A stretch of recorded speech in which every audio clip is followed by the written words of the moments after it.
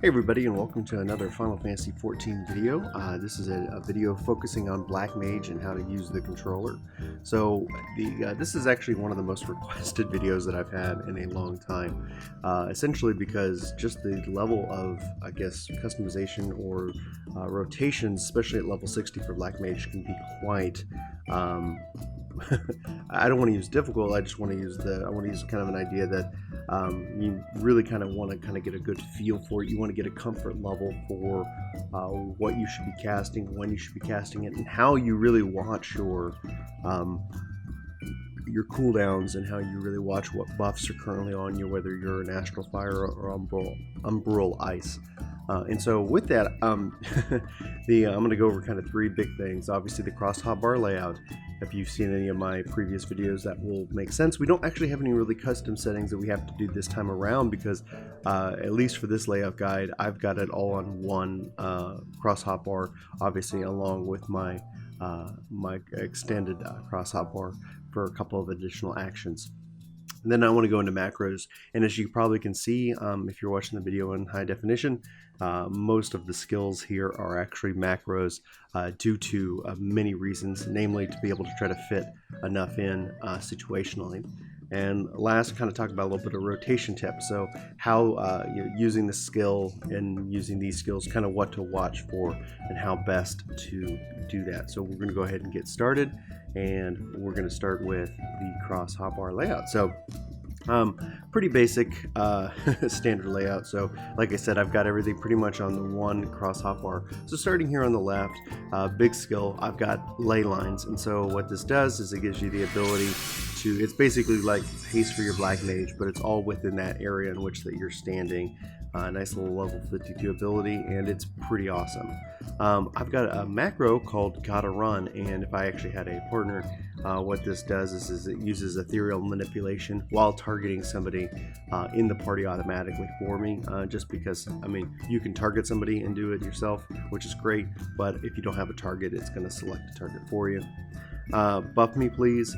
That's Raging Strikes, Mana Wall, like the various like self buffs that I need to put on, and I'll show you guys that in a macro. This section should be pretty short because we're going to be spending a lot more time in macros in this video.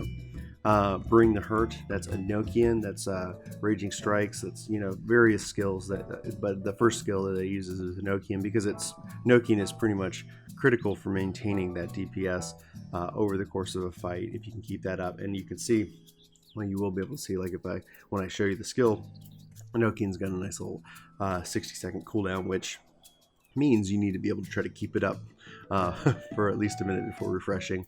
Convert, it's just the straight up skill, nothing fancy there. Sharp Cast, just the skill, nothing really fancy there. This is Physic, an eye for an eye. That way, if I need to heal myself, if I'm healing somebody else, as if the healer went down and I need to cover, it's not going to be powerful, but it just adds that extra little bit to them. Scathed and Slow, so this is Lethargy and Scathed put together on one macro as well. And then over here on the right hand side, we've got kind of my Pain Flare is what I call it, which I called it that before I realized they had Pain Flare on the summoner. But this is essentially Raging Strikes, Swift Cast, and Flare kind of all put together, so that way you can really kind of just pop off a nice little flare whenever needed. And ideally you can do this, convert, and then do it again. And obviously, since you won't have Swift Cast, it will take a little bit of time to cast that one. Thunderstruck, which is essentially a macro of all my thunder spells, and I'll show you guys why here in a bit. Fire 2, just the straight up skill, spell, and we go from there. And then Sleepy, which is essentially sleep plus a text that says, and I'm like, hey, I'm sleeping this target, please don't wake. But that doesn't necessarily do too good in a lot of fast-paced content, or it's funny when you accidentally set it to a party member and it won't cast it, but it will put the text in there. Transpose, straight up skill, be able to switch from Astral Fire and Umbral Ice and back and forth. Fire Mage 3 in 1. So this is essentially fire 3 and then fire 1 for some reason if you can't cast fire 3. So that way you're trying to get off of a fire spell. Ice Mage, that's Blizzard, like 4, 3, and 1, and I'll show you guys that and how it relates to the rotation here in a little bit. And then finally Fire Mage, which is going to be fire 4 and fire 1 together. So that way it's like you're either going to cast fire or you're going to cast fire 4. So just depending on where you go from there. Up here in the top, I just got a couple of things that are on cooldown or require a certain ability like a Nokian to use. That way just visually they're represented for me. So I've got Lethargy, Swift Cast, Blizzard 4, Fire 4, Raging Strikes, and Sure Cast. And so these are just abilities that I can kind of see, and as I use, then I can get a good idea of how to use them best. Now instead of holding down this and trying to use the mouse, I'm going to switch to Hotbar 2 because that is exactly what is over here on the left hand side. So I've got I'm going to butcher the word apothecasis. I apologize everybody out there who's just groaning at my pronunciations.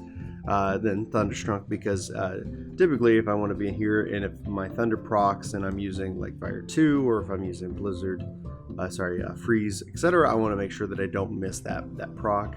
I've got Virus, and then I've got my XIVs, which just the ability to restore MP quickly as needed. Swift Cast on demand, Fire 2. I call this macro Freeze This, which is freeze, and then as well as Blizzard 2. So whether if I'm doing AoEing for Blizzard from afar or if I'm doing it up close, I've got that set there, and then I've got Sprint for when I need to get the heck out of dodge, etc. So that is the cross hotbar layout that I've configured, and the real strength of it is obviously in its macros and getting a comfort level there. So with that being said, and we're going to go ahead and jump into the macro section right now. There's a lot to cover in this one. This should more or less be the Final Fantasy XIV Black Mage Guide to Macros. So Thunderstruck. This is a great macro, especially if you're ever doing any level synced content. It's always going to use the highest level thunder spell that you have available. I macroed just the regular thunder icon. I think the Thunder 2 and Thunder 3 look a little bit better on the icon, etc. And really, that's just going to be your preference or whatever it is. So it's that Thunder is just an ever increasing level of power, and casting Thunder 2. It has the same effect as any of the previous, or the newer Thunder. So I kind of put those all together. So I want to use the highest level Thunder spell when it's available, and you macro icon Thunder, so that essentially it's going to let you know when it's procced, so you can cast that instant Thunder for a lot of damage whenever that happens. It sits on like a 21-second cooldown for the little Thunder dot that's applied, and it has maybe like 10 or 20% chance, maybe 15, split the difference, that it will proc, allowing your to get what's called Thundercloud and cast a free Thunder spell for a lot of damage. So that's really important. You can see I've got that Thunderstruck right there because I like to be able to pop that off whenever possible.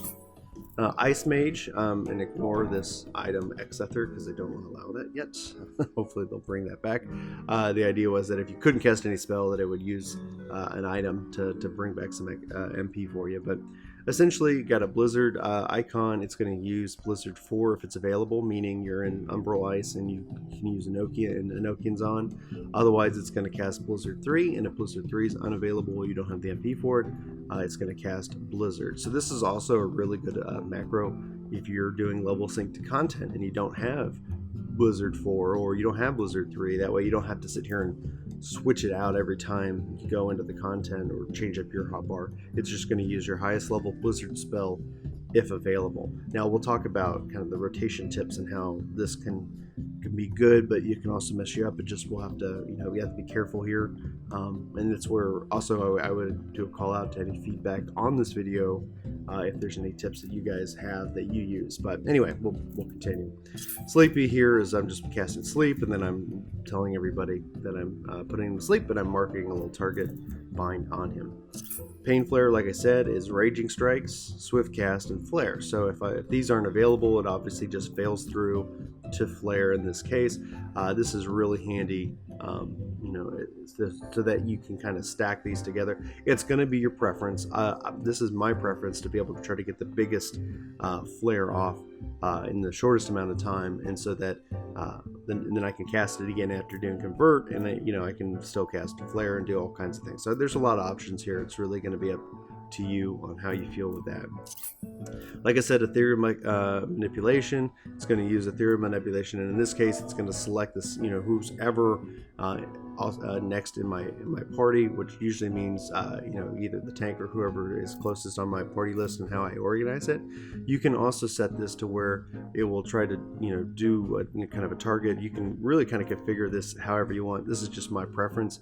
You can set this to any number. You can even keep copying and pasting, and so it will kind of do a priority of Ethereum manipulation 2, 3, 4, 5, and then it will just tick to whomever it can work for. This is really good for just like, hey, there's an AoE on the ground, I need to get out of it, in moving really quickly out of that area of effect and going etc. So anyway, I had a Pain Flare 2, which I didn't use, but you can kind of see a couple of extra abilities that I put on it.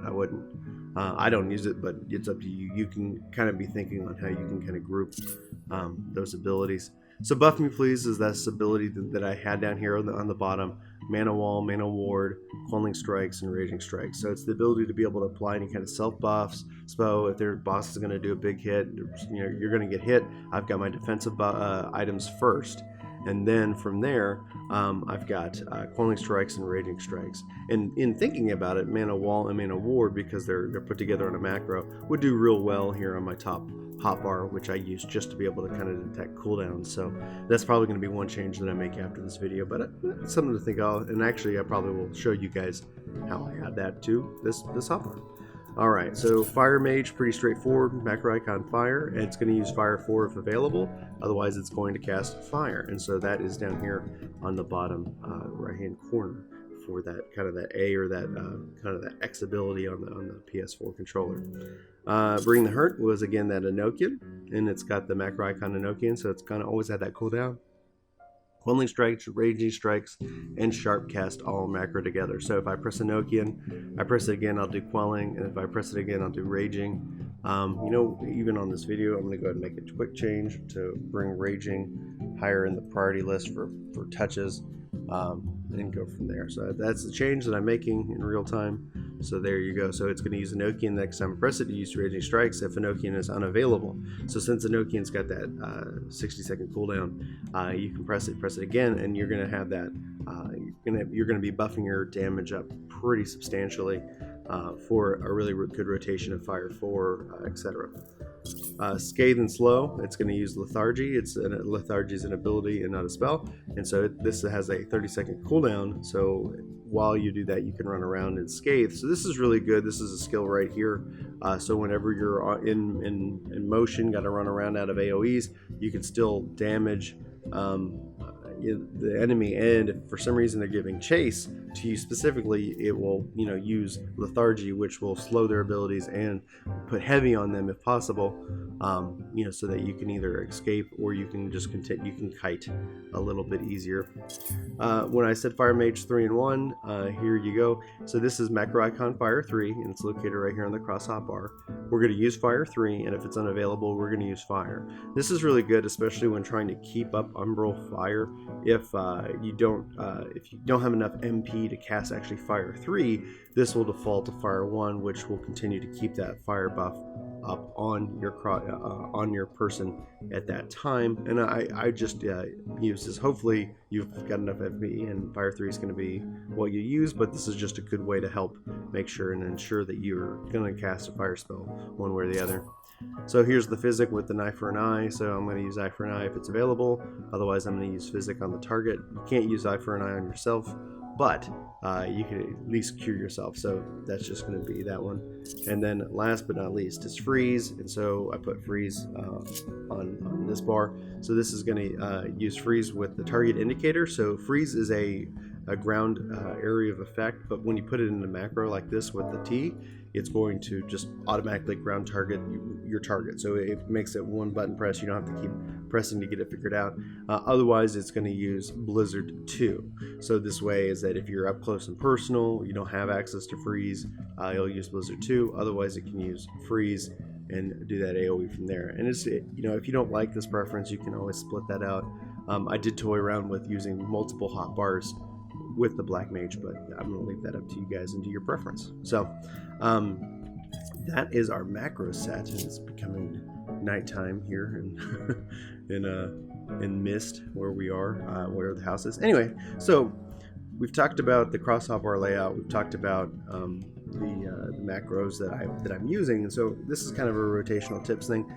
We did come up, and I did say I wanted to add a couple abilities to that top hotbar. So we had Mana Wall that I wanted to add just as a part of a kind of a cooldown, and then there was Mana Ward, which is a part of the actions. Where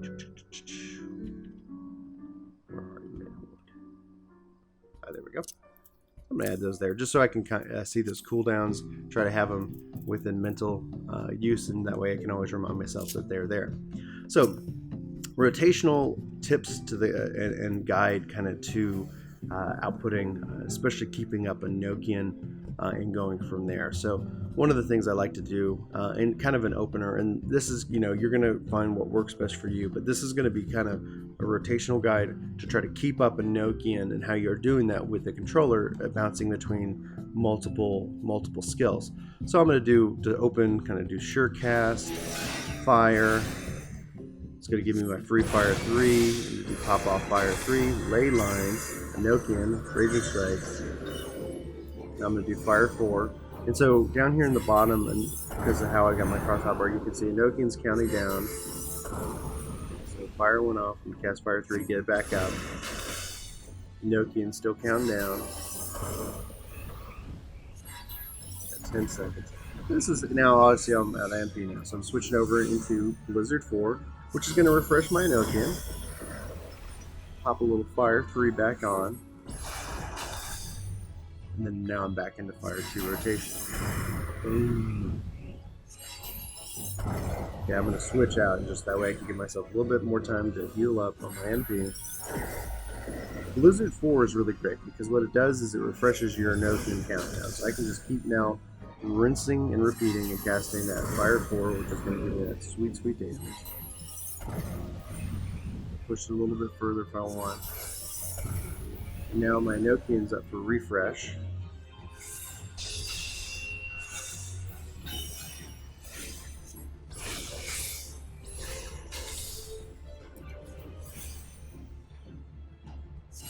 And I'm back into my Fire 4 rotation.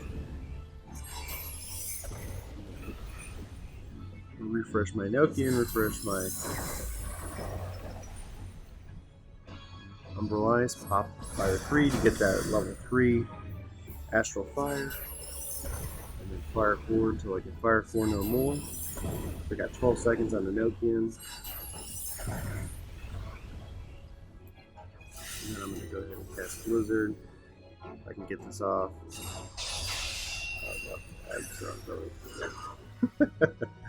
Alright, so there's definitely a risk versus reward on how far you want to let your Nokian fall in between the fight. So I wasn't even using Thunder there, so here I am using Thunder 3. I'm going to pop that onto the target. I can keep casting, Nokian's back up.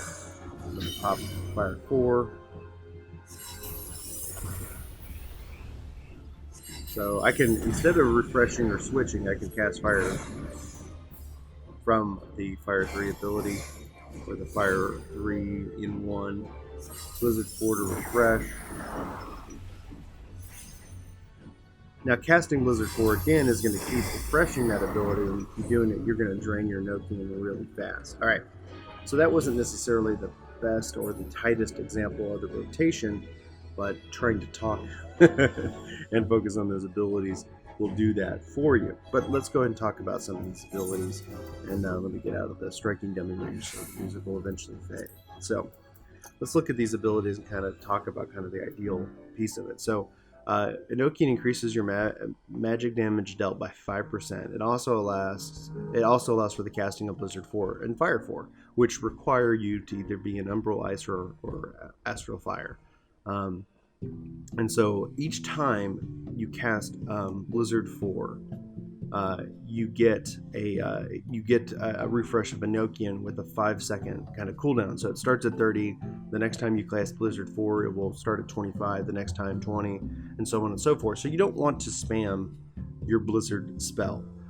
That's not going to be good for you and for your Enochian, because again, your recast on Enochian is 60 seconds. So your best bet is to be able to be in Enochian until you need to re-up, until you can at least recast it. So that way, if it falls off, that you can just pop it back on and you're back in your main rotation. So Blizzard 4, like I said, it will refresh Enochian, and so it's good at a reduced rate. So usually 2, refreshing it twice will get you back within range of the Enochian cooldown, which is pretty straightforward. And then Fire 4, it's going to really hit hard. Now, the thing that Blizzard 4 and Fire 4 don't do is refresh your Astral Fire or Umbral Ice, which are required for them to remain up. That's why you see me kind of weaving in Fire 3, which, that's where like Swiftcast can come in handy, being able to get that Blizzard 4 off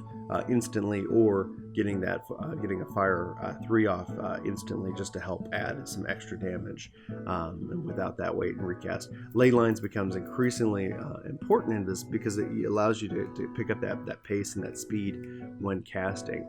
So the big I guess 60 guide would be, you want to keep Enochian up, and then you want to be able to pop off Fire 4, Blizzard 4. And so for you, that might mean that you want to have easy access to your Fire ability, just Fire 1, to be able to pop that off at any point, as opposed to waiting for a Fire 3 or using that MP. It's really going to be up to you, but what I find is that I like having 3 stacks of Astral Fire when being in my Fire 4 rotation, and Astral Fire and Umbral Ice will be applied to any of your abilities that are listed here. So Blizzard 2, Blizzard 3 will apply 3 stacks of Umbral Ice immediately. Fire 3 will apply 3 stacks of Astral Fire immediately, which is really nice. And you obviously can't have both up. Fire, you can cast Fire a couple times and get that back up. You can cast Blizzard a couple times and get that to level 3. Obviously, if you aren't aware, Blizzard with Umbral Ice has MP restorative capability, so you can really return your MP really quickly as a Black Mage to yourself. And so it becomes that give and take. And what hopefully this guide has helped you with is the ability to set up your Crossbar in a way that really kind of makes sense. You see that I'm using a lot of macros, and that way I'm using just one Crossbar to get that rotation and to get that in, to be able to balance that. It's going to take a little practice, especially with the Black Mage, to get familiar with rotating in those skills when necessary, making sure you have your Thunder up or a couple of times, managing. This obviously isn't an AoE guide. You can see that I can use Fire 2 and Flare for various large group targets, etc. So anyway, I just thanks for checking out this video. I hope it was a help. If it was, please let me know in the comments below. That'd be huge. Like, favorite, subscribe if you care for it. Let me know if there's any other guides for any of the videos that I haven't done. So I've done all the tanks. I'm guessing going into DPS. I probably could do some of my healers as well. Hopefully this was help. That's my number one goal, is to kind of get you a comfort level.